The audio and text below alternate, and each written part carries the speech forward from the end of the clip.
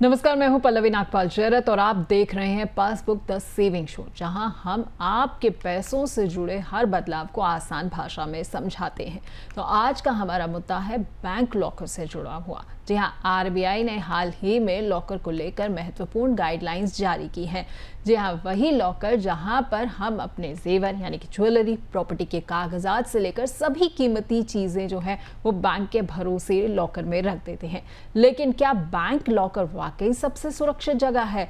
क्या आप जानते हैं कि दीमक, आग या बाढ़ से नुकसान होने पर आपको कितनी भरपाई होती है? और अगर नॉमिनी नहीं है तो वारिस को कितना संघर्ष करना पड़ता है? और अगर आपने रेंट नहीं चुकाया तो क्या बैंक आपका लॉकर जब्त कर सकता है? तो आइए जानते हैं ये तमाम चीज़ें आज के शो में। तो आज के शो में हम बात करेंगे कि बैंक लॉकर में रखी संपत्ति जो है वो आखिरकार कितनी सुरक्षित है। इसके अलावा चर्चा इस बारे में होगी कि आग या फिर दीमक से नुकसान हर जाना कितना होता है। इसके अलावा हम ये भी बात करेंगे कि बैंक कब तोड़ सकता है लॉकर, और ये भी चर्चा होगी कि लॉकर को लेकर क्या है आरबीआई के नियम। तो इन तमाम मुद्दों पर चर्चा करेंगे, लेकिन पहले बात करते हैं दिल्ली के रहने वाले आसिफ खान की, जो बैंक लॉकर में हुए नुकसान के चलते टेंशन में हैं। दिल्ली के रहने वाले एक वरिष्ठ नागरिक आसिफ खान ने बैंक में लॉकर लिया, जिसमें उन्होंने पारिवारिक गहने और प्रॉपर्टी के कागजात रखे थे। वर्षों तक लॉकर ऑपरेट नहीं किया, लेकिन हर साल 3,000 रुपए का किराया जाता रहा। लेकिन हाल ही में जब उसे खोला गया तो उसमें दीमक लग चुकी थी और दस्तावेज पूरी तरह नष्ट हो चुके थे। लॉकर में रखे 5 लाख रुपए कीमत के डॉलर भी बर्बाद हो गए थे। बैंक ने आरबीआई के नियमों का हवाला देकर लॉकर किराए का 100 गुना यानी कि 3 लाख रुपए का मुआवजा दिया। आसिफ को ना चाहते हुए भी नुकसान झेलना पड़ा। आपकी जेब और बचत से जुड़े इसी मुद्दे पर बात करने के लिए हमारे साथ खास मेहमान भी जुड़ रहे हैं। हमारे साथ जुड़ रहे हैं जाने माने बैंकिंग एक्सपर्ट सुरेश बंसल जी। सुरेश जी, आपका बहुत बहुत स्वागत है। नमस्कार जी, धन्यवाद। सुरेश जी, सबसे पहले तो मैं यही समझना चाहूंगी कि लॉकर को लेकर आरबीआई ने जारी जो नया ड्राफ्ट सर्कुलर किया है, इसके आखिरकार मायने क्या हैं? देखिए, ये जो सर्कुलर आरबीआई ने जारी किया है, ये अभी ड्राफ्ट सर्कुलर है, ये फाइनल इंस्ट्रक्शंस नहीं है। तो इसमें सबसे अहम सुझाव जो दिया गया है वो ये है कि बैंक जो क्लेम सेटल करने के लिए जो समय लगाते थे, उसमें पाबंदी करने का विचार है कि 15 दिन के अंदर अंदर क्लेम सेटल किया जाए लॉकर होल्डर की मृत्यु के बाद। तो ये देरी अगर बैंक इसके बाद करेगा तो बैंक को इसके लिए जुर्माना वगैरह भी देना पड़ेगा। ऐसी ड्राफ्ट गाइडलाइन जारी की है, तो पॉसिबल है कि ये 1 जनवरी 2026 से लागू हो। इनमें कोई भी अमेंडमेंट हो सकती है, सुझाव आ रहा है। ठीक है। और सुरेश जी, ये भी समझना चाहूँगी कि हालिया जो सिचुएशन है वहाँ पर बैंक लॉकर में अगर हम कोई अपना सामान रखते हैं तो क्या उन तमाम चीज़ों की जिम्मेदारी बैंक की होती है? और अगर किसी तरह का कोई नुकसान हो जाता है लॉकर में, मान लेते हैं आग लग गई या बाढ़ आ गई, तो इस तरह के नुकसान में क्या बैंक मुआवजा देता है? देखिए, ये सुरक्षा का मुद्दा है। सुरक्षा के सिलसिले में ये कह सकते हैं कि ये ठीक है कि बैंक इसकी सुरक्षा की जिम्मेदारी लेता है, लेकिन वो 100% बैंक की जिम्मेदारी नहीं होती, ग्राहक की अपनी जिम्मेदारी भी होती। अभी आपने जो आसिफ भाई का दिखाया है, उसमें एक बहुत बड़ी गलती जो आपने की है इन्होंने, आसिफ भाई ने, कि करेंसी नोट है, चाहे वो डॉलर है चाहे वो इंडियन करेंसी है, वो लॉकर में रखने का जो कोई ऐसी इंस्ट्रक्शंस नहीं है, पाबंदी है। तो उनको ऐसी चीजें नहीं रखनी चाहिए जो कि हाँ, जो कागजात हैं, जरूरी कोई प्रॉपर्टी के पेपर्स हैं, वो रखे जा सकते हैं। तो इसके लिए ग्राहक को ये चाहिए कि जहां पर बैंक सुरक्षा के तौर पर सालाना किराए का 100 गुना जो मुआवजा देता है मैक्सिमम, तो वहीं पे ग्राहक भी अपने जो लिस्ट बना करके उसकी इंश्योरेंस अपने तौर पे करवा सकता है, ताकि उसको डबल सुरक्षा इसका मिल सके। ठीक है, अभी आपने सूर्य जी बड़ा अच्छे से हमें ये बताया कि जैसे इन्होंने पैसों की बात थी, तो पैसा जो है वो नहीं रखना चाहिए। तो क्या आम तौर पर इस तरह से कोई नियम होते हैं कि लॉकर में हम क्या-क्या चीज़ें रख सकते हैं, क्या-क्या चीज़ें नहीं रख सकते हैं? देखिए, जो ग्राहक को इसमें एक तो करेंसी नहीं रखनी चाहिए, नहीं रखना, इसकी पाबंदी है। इसी तरह असला कोई किसी किस्म का, या कोई यूं कह लीजिए मादक पदार्थ है, कोई नशे वाली चीज है, ऐसी चीजें जो है, या कोई जो बहुत जल्दी गलने सड़ने वाली चीज है, वो उसमें लॉकर में नहीं रखनी चाहिए। ये इसकी पाबंदी है। बाकी आप अपनी जो गहने हैं या कोई प्रॉपर्टी के पेपर्स हैं आदि उसमें रख सकते हैं, वो सुरक्षित भी है। कोई नॉर्मल में ऐसी बात होती नहीं है। हाँ, एक मैं इसमें साथ ही सुझाव दूंगा कि अगर प्रॉपर्टी के या कोई और दस्तावेज उसमें रखते हैं, तो मेरा एक सुझाव है, हालांकि लिखित रूप में कहीं नहीं मिलेगा आपको, वो एक पॉलीथीन में लपेट करके रखें, ताकि ऐसी कंडीशन में कि कोई जो सैलाब वगैरह आता है तो उससे बचत हो सके। ठीक है, तो ये आपने बहुत एक अच्छा जो है सुझाव जो है वो दिया है प्रॉपर्टी के कागज़ों को लेकर। अच्छा, मैं ये भी समझना चाहती हूँ सूर्य जी कि बैंकों में नियम जो है लॉकर को लेकर सब जगह पर एक जैसे ही होते हैं कि ये नियम में कुछ मतलब हर बैंक के अपने अलग-अलग नियम होते हैं? इसमें जहां तक नियम का सवाल है, मोटे तौर पे तो कोई चीज होती है, आपने एग्रीमेंट भरना है, आपने आवेदन बैंक को देना है, लॉकर मिलेगा, चाबी मिलेगी, तो आप खोल सकते हैं। समय उसका निर्धारित होता है अलग अलग बैंकों में, और उसका किराया आपने देना है, वो चीजें सब। लेकिन किराया कितना है वो हर बैंक का अपना अपना होगा। इसके अलावा किस समय तक खोल सकते हैं वो भी अपने बैंक अलग अलग निर्धारण करते हैं। हाँ, पिछले 2 साल पहले रिजर्व बैंक ने जो एग्रीमेंट ग्राहक और बैंक के बीच में साइन होता है उसकी यूनिफॉर्मिटी कर दी है। वो सभी बैंकों के पास में एक ही एग्रीमेंट होगा, जो कस्टमर को साइन करने से पहले पढ़ लेना चाहिए और उसको समझ लेना चाहिए। ठीक है, और आपने कहा कि हर बैंक का जो है अपना किराया जो होता है वो अलग-अलग होता है, तो अगर कोई व्यक्ति किराया नहीं चुकाता तो उस पे क्या किसी तरह की कार्रवाई होती है?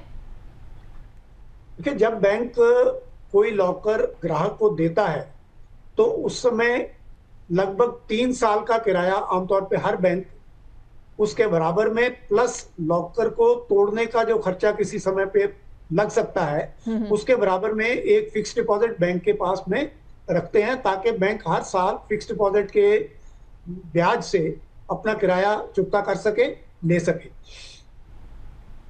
ठीक है, तो फिक्स डिपॉजिट के तौर पर जो है बैंक जो है वो पहले ही आपसे करीब 3 साल का जो है वो किराया ले लेता है, तो ये बहुत ज़रूरी है आपके लिए समझना। उसके अलावा अगर किसी भी सूरत में बैंक लॉकर तोड़ना पड़ता है तो वो भी जो है उसके बराबर का पैसा जो है वो बैंक एक एफडी के तौर पर ज़रूर लेता है। अच्छा, अगर कि व्यक्ति को जो है कुछ हो जाता है जिसका लॉकर है, तो सुरेश जी ऐसे सूरत में क्या होता है? क्योंकि अगर मान लेते हैं कि अगर उस व्यक्ति ने जो है किसी तरह से कोई नॉमिनी नियुक्त नहीं किया हुआ है, तो लॉकर जो है उसके वारिस को कैसे मिलता है फिर? देखिए, उसमें 2 चीजें होती हैं। पहली बात तो सबसे पहले तो है कि उसके लीगल हेयर्स जो उत्तराधिकारी हैं वो सभी को इकट्ठे होना पड़ता है और सभी को एक क्लेम फॉर्म साइन करना पड़ता है। ये क्लेम फॉर्म अभी ये जो नई गाइडलाइंस है उसमें common for all the banks हो जाएगा। तो वो देने के बाद फिर बैंक उसकी पड़ताल करता है कि उसके वाकई लीगल हेयर्स जो हैं, जो जिन्होंने क्लेम किया है, क्या वही है या उसके अलावा भी कोई और है, गलत बयानी वगैरह तो नहीं की है। तो उसमें हर बैंक का अपना अपना है कि कितनी अमाउंट तक बिना सक्सेशन सर्टिफिकेट के बैंक उसकी सेटलमेंट कर सकता है। और उसमें भी अलग अलग स्तर पे अलग अलग अधिकारियों की जो शक्तियां दी होती हैं कि वो किस अमाउंट तक जो उसके लॉकर के जो कंटेंट्स हैं उसकी वैल्यू क्या जो क्लेम सेटल कर सकता है, ऐसा होता है। अगर वो उस अमाउंट से ज्यादा की अमाउंट हो तो फिर बैंक सक्सेशन सर्टिफिकेट कोर्ट से लेने के लिए आग्रह करता है कस्टमर से, जो बहुत ही ज्यादा एक कम्बरसम प्रोसेस है। और सुरेश जी, बैंक लॉकर में जो है हमारा सामान कई बार जो होता है वो बहुत ज़्यादा कीमती भी पड़ा होता है, जैसे महिलाएं अक्सर जो है अपनी ज्वेलरी बैंक लॉकर्स में ही रखती है, तो क्या वो बैंक लॉकर में रखे अपने सामान का बीमा भी करवा सकते हैं? बिल्कुल करवा सकते हैं और करवाना ही चाहिए, क्योंकि बहुत थोड़ा प्रीमियम होता है तो उसका फायदा बहुत हो सकता है इन केस ऑफ नीड। और ओवर ए पीरियड कोई ऐसी बहुत ज्यादा उसमें खर्चे वाली बात नहीं होती, करवा लेना चाहिए। ठीक है, तो बीमा जो है वो आपको ज़रूर करा लेना चाहिए। बैंक के लॉकर में अगर आप कोई भी सामान दे रख रहे हैं तो बीमा कराना बहुत ज़रूरी हो जाता है। और अगर अब तक आपने जो है अपना कीमती सामान घर पे रखा हुआ है तो और आप हमारा शो देखकर ये भी सोच रहे हैं कि बैंक का लॉकर जो है वो ले लेना चाहिए, तो सुरेश जी से ये भी समझ लेते हैं कि बैंक लॉकर के आवेदन की प्रक्रिया जो है वो क्या रहती है। और क्या सुरेश जी सारे बैंक जो होते हैं वो लॉकर की सुविधा देते हैं?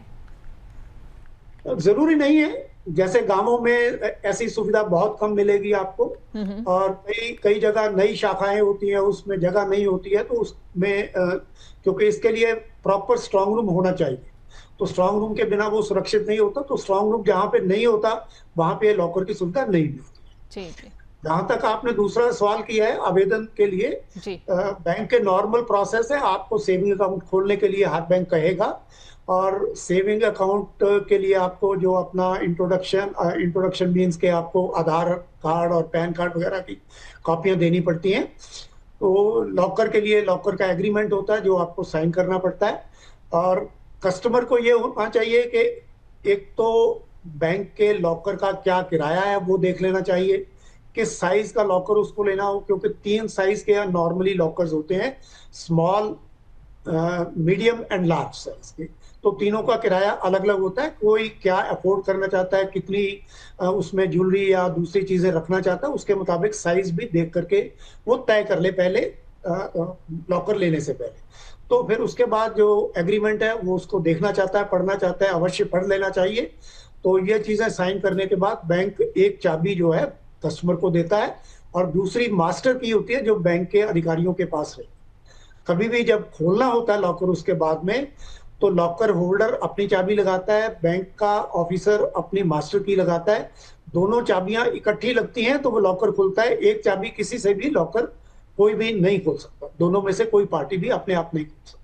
ठीक है, तो ये बेसिकली आपकी सुरक्षा के लिए रहता है, आपके लॉकर में रखे हुए सामान की सुरक्षा के लिए, कि 2 चाबियों के ज़रिए ही लॉकर खोल सकता है, ताकि अगर बैंक का कोई भी व्यक्ति चाहे तो वो अपनी पसंद से, अपनी इच्छा से जो है लॉकर नहीं खोल पाएगा। और अगर इन केस अगर आप जो है आपकी जगह पर कोई और भी जा रहा है, कहीं पर आपकी चाबी वगैरह गुम हो जाती है अगर, तो वो सोच रहे हैं कि भाई मैं लॉकर खोल लूँ, तो ऐसा भी नहीं हो पाएगा। आपकी सुरक्षा को पुख्ता करने के लिए जो है ये 2 चाबियों का सिस्टम जो है वो बैंक में रहता है। खैर, इस बीच पे हमारे पास जो है कुछ दर्शकों के सवाल भी आ गए हैं, तो कुछ सवालों को शामिल कर लेते हैं। पहला सवाल जो है वो नासिक से रीना शर्मा का आया है। ये कह रही है कि जुलाई में उनके शहर में जो है बाढ़ आ गई थी, जिस वजह से उनका लॉकर जो है वो डूब गया। तो अब लॉकर में रखे जितने भी दस्तावेज थे वो सभी खराब हो गए हैं, तो क्या ये क्लेम कर सकती हैं? बिल्कुल, जैसे पहले भी कहा है कि वो कोई भी ग्राहक अगर उसके लॉकर को बैंक की गलती से नुकसान होता है या कोई प्राकृतिक आपदा आती है उससे भी कोई नुकसान होता है, तो अपना क्लेम बैंक को जरूर लॉन्च करना चाहिए, और उसमें आपका क्या नुकसान हुआ है उसके जो भी आप उसका लिस्ट बना करके दे सकते हैं वो बैंक को देनी चाहिए। जो बैंक की तरफ से आपको किसी भी लॉकर होल्डर को क्लेम दिया जाता है वो सालाना किराए का मैक्सिमम 100 गुना उतना ही क्लेम बैंक की तरफ से दिया जाता है। मान लीजिए आपका किराया सालाना 2000 रुपए है, तो 100 गुना यानी 2 लाख रुपए आपको अधिकतम क्लेम बैंक की तरफ से दिया जा सकता है। ठीक है, तो 2 लाख रुपए अगर 2000 का किराया तो 2 लाख का तक का ही क्लेम मिलता है, और इसीलिए जो है हम आपको कह रहे थे कि बीमा जो है आपको ज़रूर कराना चाहिए जब भी आप लॉकर में कोई कीमती सामान रखते हैं। अगला सवाल मुंबई से प्रकाश नायर का है। ये कह रहे हैं कि मेरे पिता का SBI में लॉकर था लेकिन नॉमिनी नहीं है, तो अब क्या कर सकते हैं? अगर पिताजी हैं तो फिर तो नॉमिनी दे देना चाहिए। अगर पिताजी की डेथ हो चुकी है तो फिर आपको लीगल हेयर्स, जैसे मैंने पहले भी बताया कि सभी लीगल हेयर्स को क्लेम फॉर्म साइन करना पड़ेगा, और उसमें एक प्रावधान ये भी है कि जो मान लीजिए मोर देन 1 क्लेमेंट्स हैं, लीगल हेयर्स हैं, तो वो किसी एक के फेवर में पावर ऑफ अटॉर्नी दे देंगे, ताकि सभी को बैंक में जाकर के बार बार अपना टाइम वेस्ट ना करना पड़े, और एक ही उनमें से लीगल हेयर्स में से बैंक के साथ में कॉरेस्पॉन्डेंस करे। बैंक अपने स्तर पे जांच करेगा कि क्या वो ही लीगल हेयर्स हैं। उसके बाद लॉकर खोला जाता है इन्वेंट्री बनाने के लिए कि उसके अंदर क्या सामान रखा है। वो एक इंडिपेंडेंट विटनेस होती है और एक वैल्यूअर, बैंक का जो अप्रूव्ड वैल्यूअर होता है उसको बुलाया जाता है, लॉकर खोला जाता है, जो क्लेमेंट होता है उसकी प्रेजेंस में एविडेंस, जो विटनेस है उसके, बैंक के अधिकारी और वैल्यूअर। तो ये सारा सामान निकाल करके उसकी इन्वेंट्री बनती है, लिस्ट बनती है, और फिर वो जो वैल्यूअर है उस लिस्ट के मुताबिक उसकी सारी वैल्यूएशन करता है। तो जितनी टोटल वैल्यू उस आइटम्स की बनती है उसके मुताबिक फिर बैंकों ने अपने विभिन्न अधिकारियों को अलग अलग किस्म की शक्तियां दी होती हैं उस क्लेम को सेटल करने की। मान लीजिए 20 लाख की वैल्यू बनी, तो 20 लाख के लिए अगर मान लीजिए किसी के अपर लेवल के अधिकारी से, सर्कल हेड कहते हैं या रीजनल हेड कहते हैं, उनकी पावर है तो वो केस बना करके ब्रांच जो है उसको भेजती है। अगर ब्रांच की पावर में आता है तो ब्रांच अपने स्तर पे, लेकिन ये जरूरी नहीं है कि ब्रांच अपने स्तर पे या बैंक अपने स्तर पे ये सेटल करे।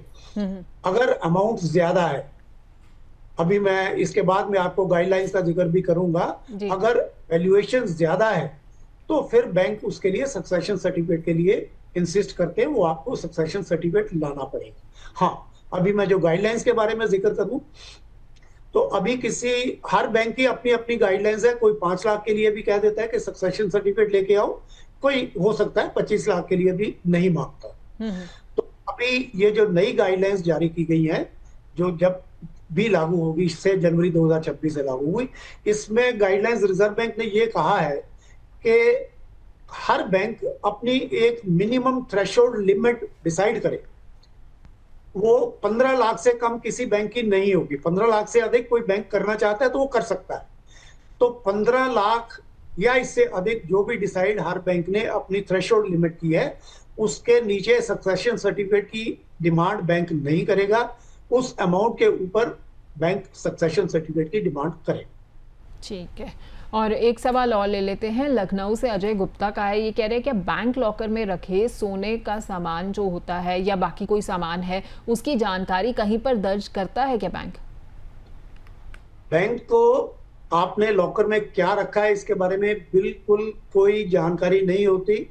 और आप देखोगे कि जब बैंक ग्राहक का लॉकर खोलता है तो वो अपनी चाबी लगा करके उसका डोर लॉक खोल करके वहां से निकल जाता है। तो उसके अंदर क्या रखा है वो कस्टमर को ही पता है, किसी और को नहीं पता।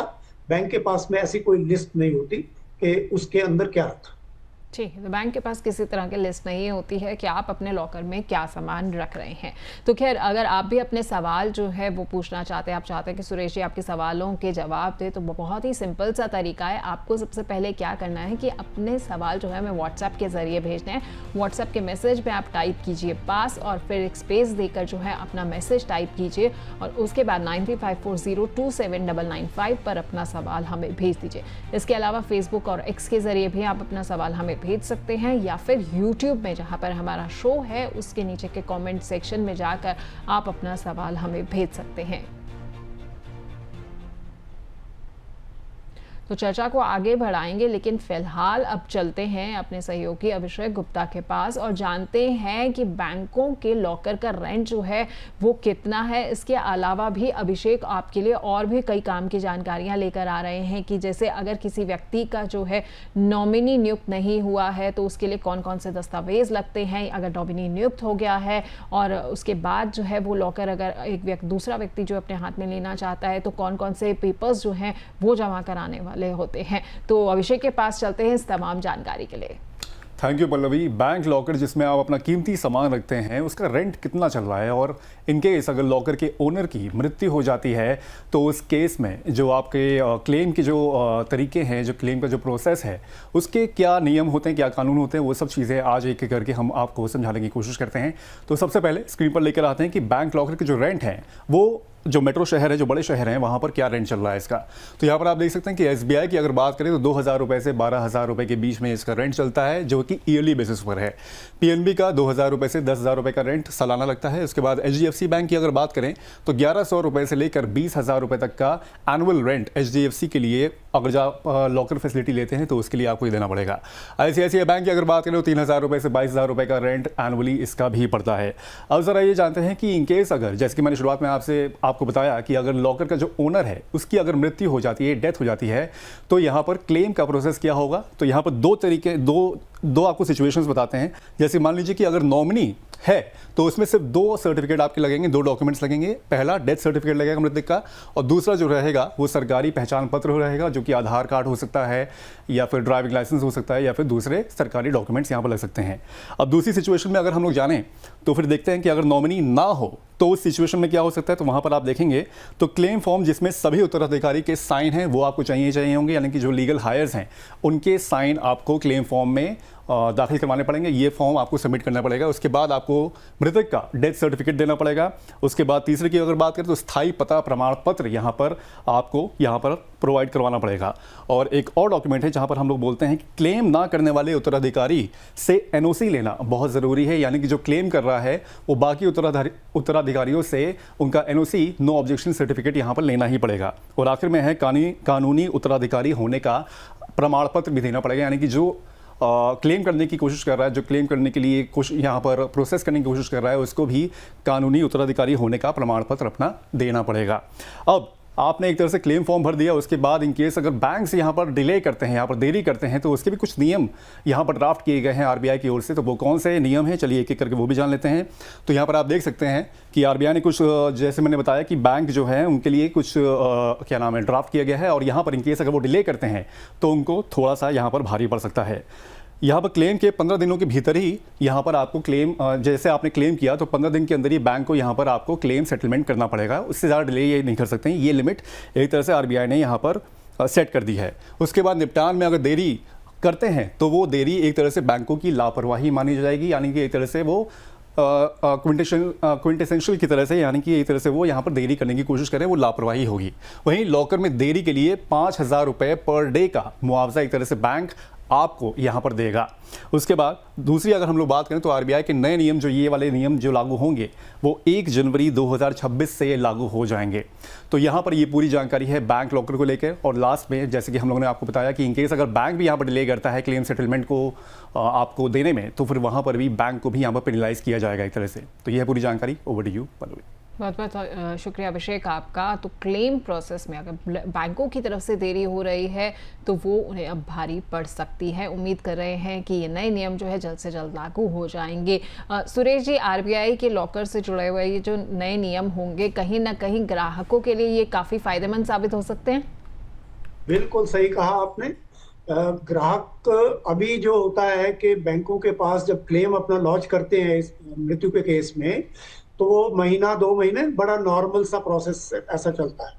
तो इसमें 15 दिन की जो समय सीमा निर्धारित की गई है, ऑफ कोर्स जब लागू हो जाएगी तब से, तो वो ग्राहकों के लिए बहुत बड़ा फायदा है। और जो लीगल एयर्स हैं वो पहले ही एक तो दुखी होते हैं अपने घर के किसी मेंबर की मृत्यु के बाद, और उसके बाद जब बैंकों के चक्कर लगाने पड़ते हैं तो वो जो इतनी असुविधा होती है उनको, वो डेफिनेटली इसका उनको फायदा मिलेगा।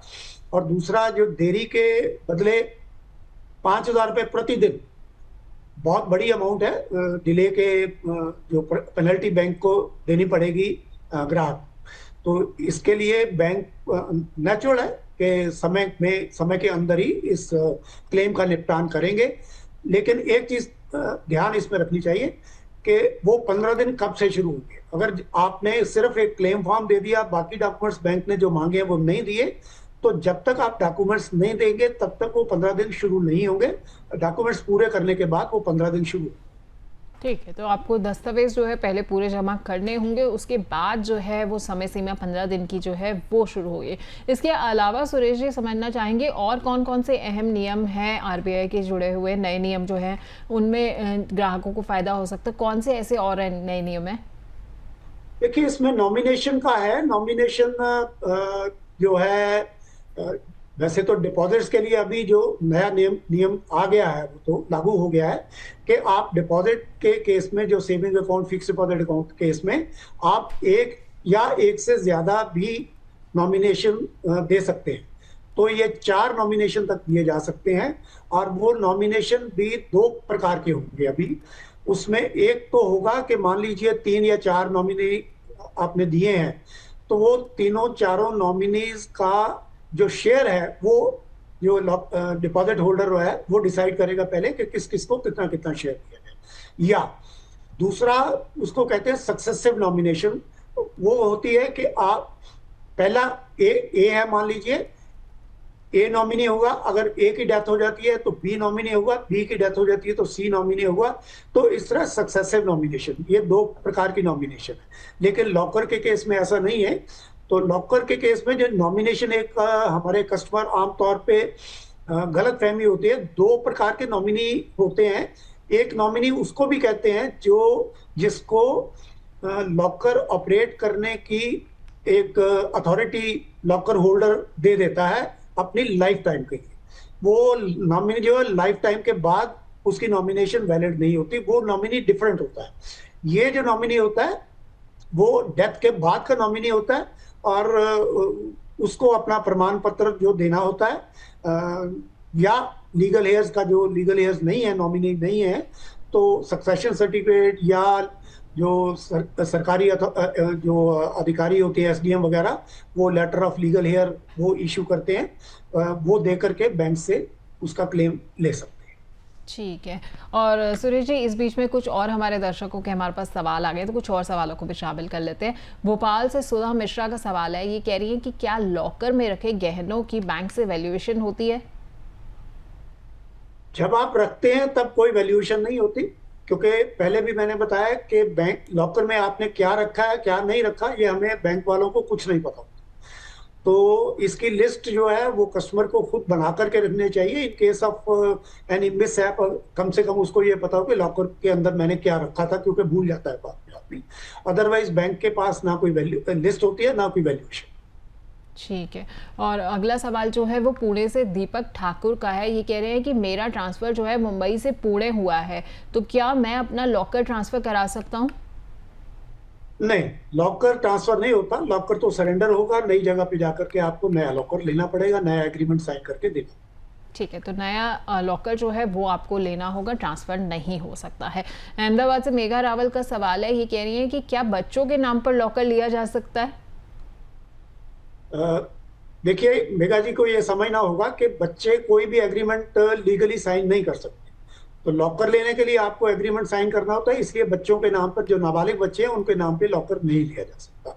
वो फादर या मदर वगैरह जो भी लीगल गार्डियन है वो ही लॉकर ले सकता है, तो बच्चों के नाम पे नहीं। ठीक है, तो आप ये ध्यान रखिएगा मेघा जी कि ये लॉकर जो है वो बच्चों के नाम पे, यानी कि माइनर्स के नाम पर जो है वो नहीं लिया जा सकता है। आखिर में सुरेश जी, मैं चाहूँगी कि आप हमें कुछ चीज़ें समझा दें। बैंक लॉकर अगर कोई व्यक्ति जो है, कोई ग्राहक जो है वो लेने जा रहा है, तो बैंक लॉकर लेने से पहले किन 3 बातों का जो है उसे सबसे ज़्यादा ध्यान रखना चाहिए, ताकि बाद में किसी तरह का कोई पछतावा ना हो? मैंने शुरू में भी बताया कि 2-3 चीजें जो कोई लॉकर लेने जाता है उसको जरूरी सोच लेनी चाहिए।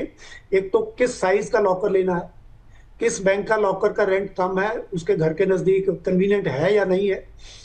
फिर उसके बाद जो एग्रीमेंट है वो पढ़ लेना चाहिए, कि सुरक्षा उसके जो कई चीजें उसमें टर्म्स लिखी होती हैं, वो टर्म्स ग्राहक को पता नहीं होता। बाद में बैंक जो है उस एग्रीमेंट का हवाला दे करके उसको डिनाई करता है, तो फिर आपस में जो है अंडरस्टैंडिंग नहीं बनती।